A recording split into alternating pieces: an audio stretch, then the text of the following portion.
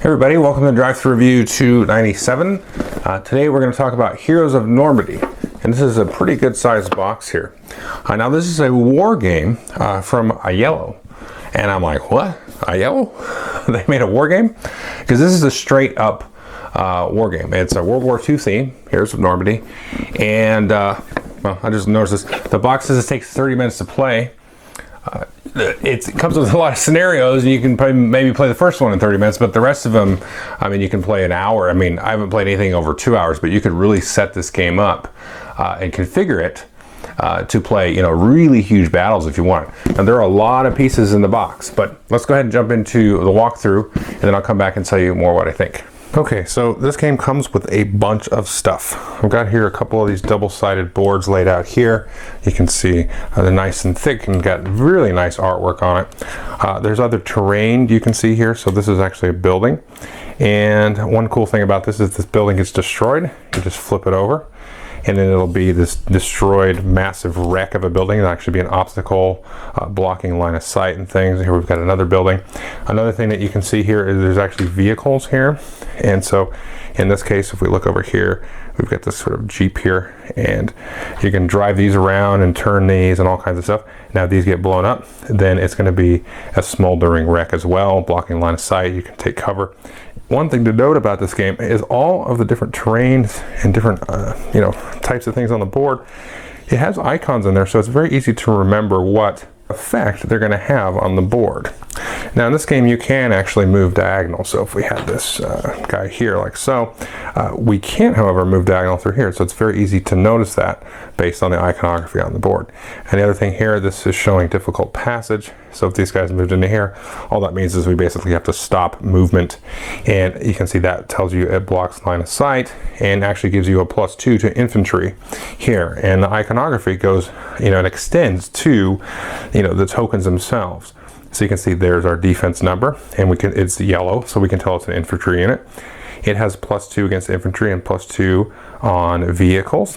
It has a movement of 3, and then you can see this one. Okay, if we take a hit, we're actually going to flip that over, and then now, oops, since it's on this side, we know that you know, the next hit will be dead. And this icon here will show us that we can do melee and suppressing fire and so on. So all this stuff is in there, and the rules do a pretty good job here to see that. So you can see double your combat bonus to suppress your target. So kind of rules exception here, now that this guy is you know, has this special ability because he is a support team, and the support team has that ability. Whereas the fire team does not have the ability, all they have is the melee.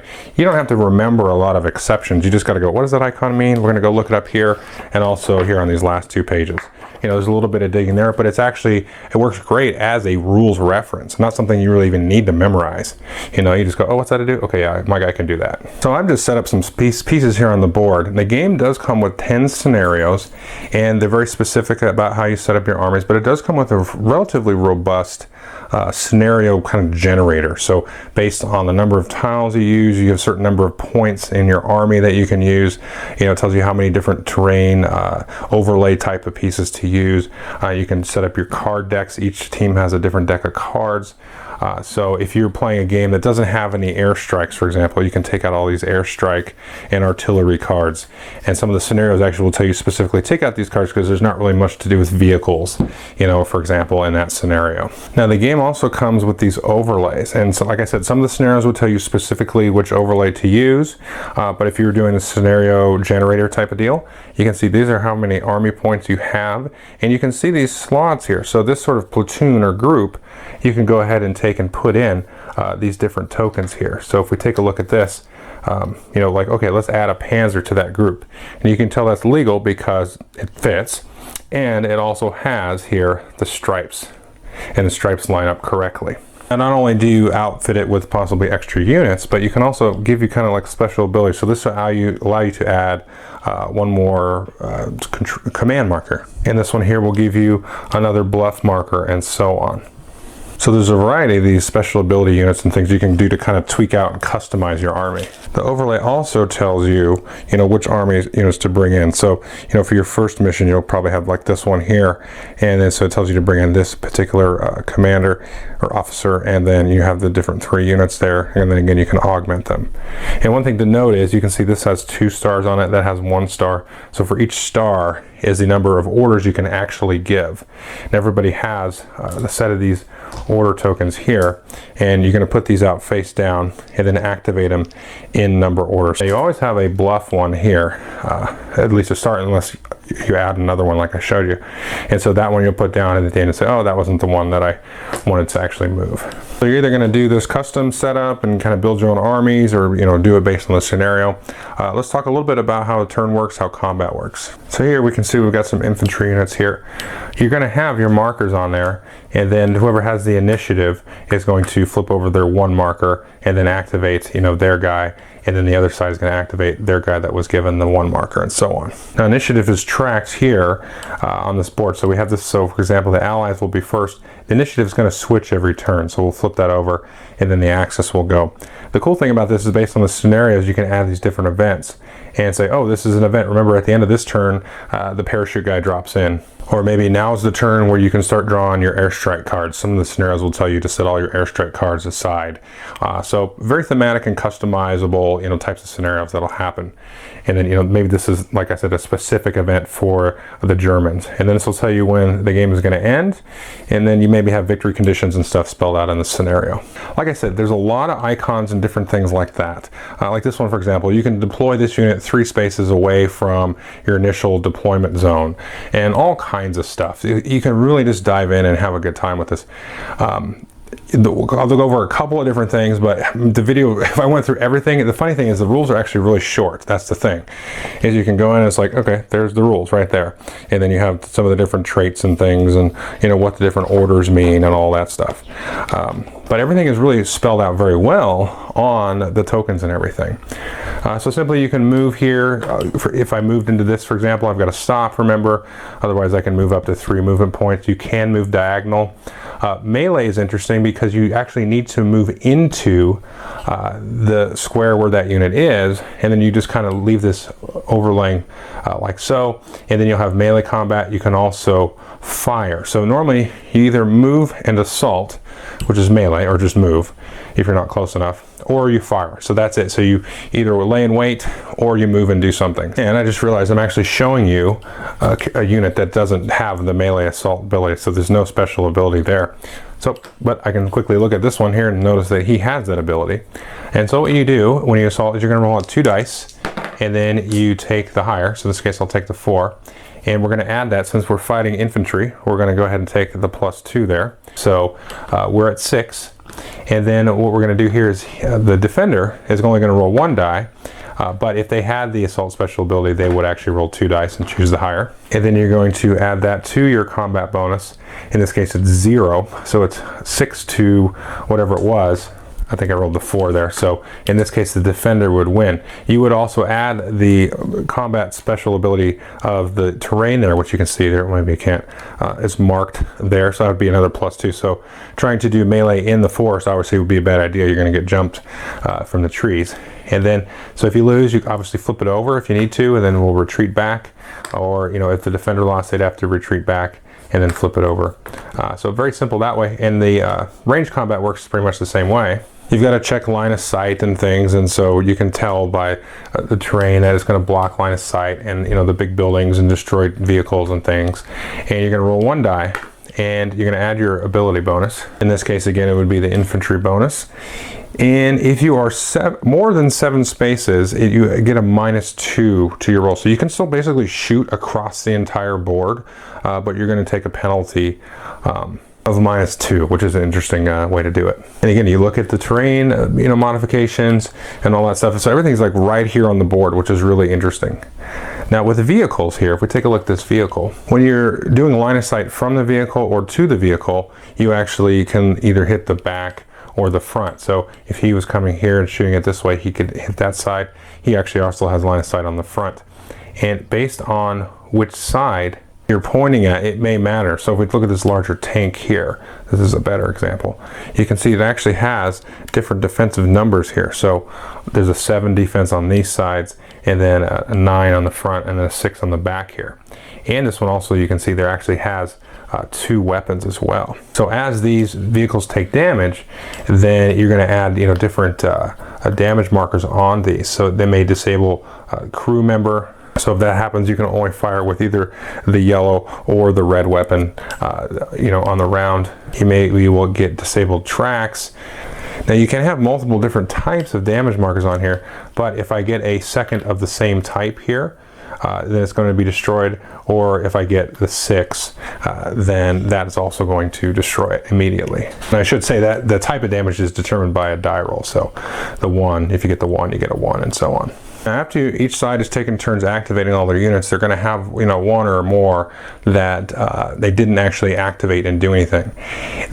When that happens, we go into the supply phase, and everybody takes turns just moving their guys. They don't get to assault or fire. They just get to move and put them in an advantageous location.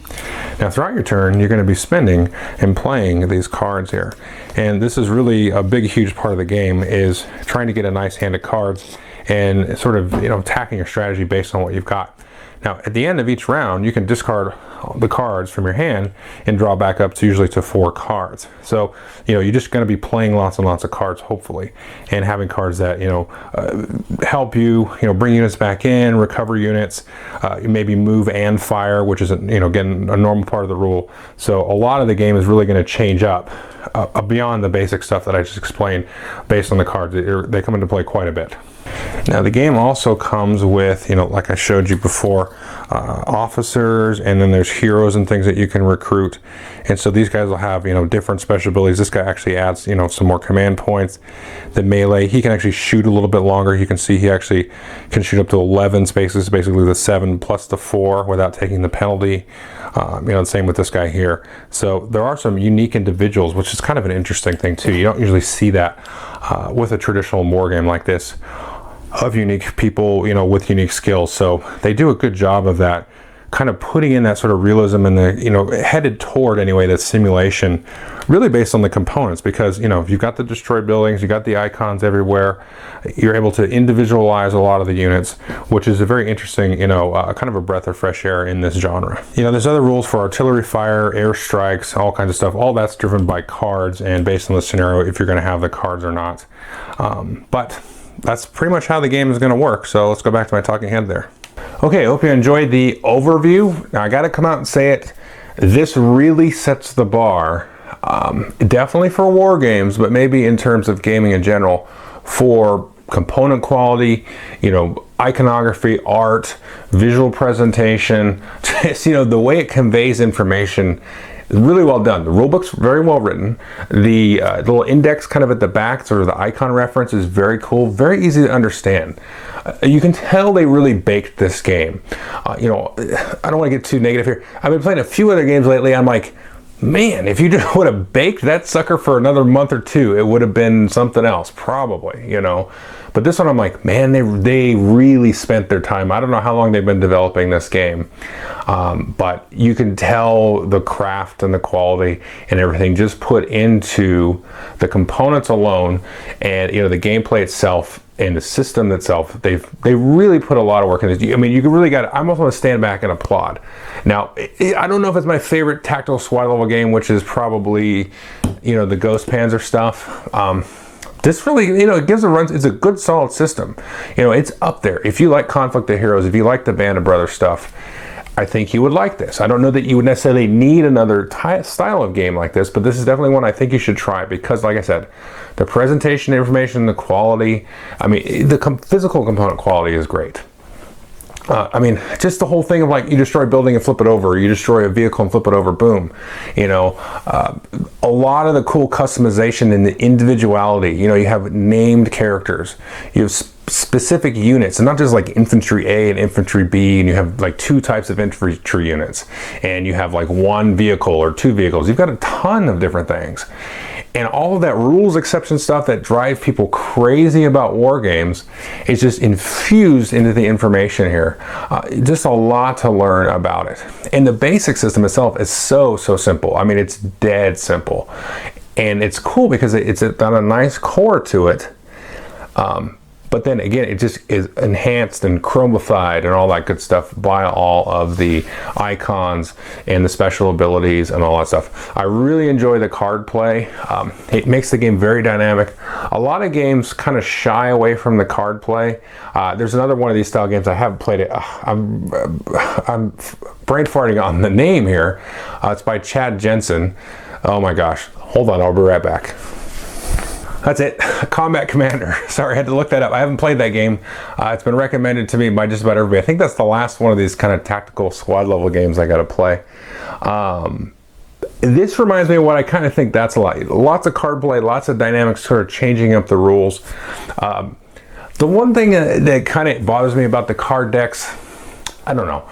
It has a rule in there that says you want a minimum of 40 cards, and then certain scenarios would so you take out certain cards, you take out the airstrike cards, and some of those scenarios that have you set the airstrike cards aside. Like there's one that's really neat where the Germans have to go and kind of reconstruct the radio to call in the airstrikes, and then once you do a certain thing, then you can start using the airstrikes. That's awesome. I mean, that's just really cool. Now they tell you can kind of customize it, but boy, I mean, I don't want to deck build like Magic, you know, with this game. I mean, you could if you were playing it competitively or something, I guess. But you know, I just kind of play with it. I wish that rule almost wasn't there. It kind of feels like, ugh, so I can customize my deck. But I don't know, it's neat. It gives you the option there to sort of build up your capabilities and stuff. So maybe they'll release other packs and stuff.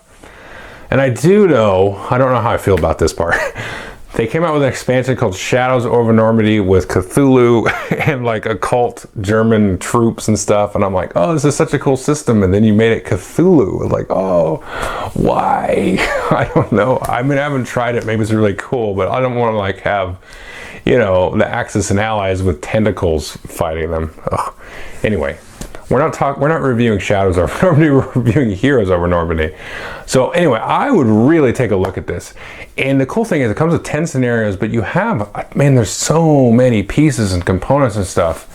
And you have this cool scenario generator with, you know, very clear rules on how to do it. And you can, you know, everything is point based in terms of your army, so it's easy to build fair fights. And you know, they give you just very basic rules for setting out objective points, and you know, you can set out little neutral points for people to take over and all that kind of cool stuff.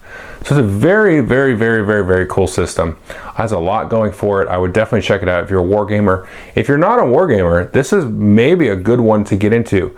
You know, a lot of these intro war games are a little bit not of the vein of what, you know, certain wargamers would call war games. You know, like a lot of people, you play Memoir 44 and you get these curmudgeons that are like, oh, that's not really a war game or whatever. I don't understand it. But this has a lot of those same tropes and things that you will kind of expect and learn and know moving into, if you want to progress into other different war games. This has a lot of that stuff, but the information is presented in such a way that somebody that was new at this style of game would be able to be like, oh, cool, boom, I got this, let's go. So really high recommendation for Heroes of Normandy for me. Thanks.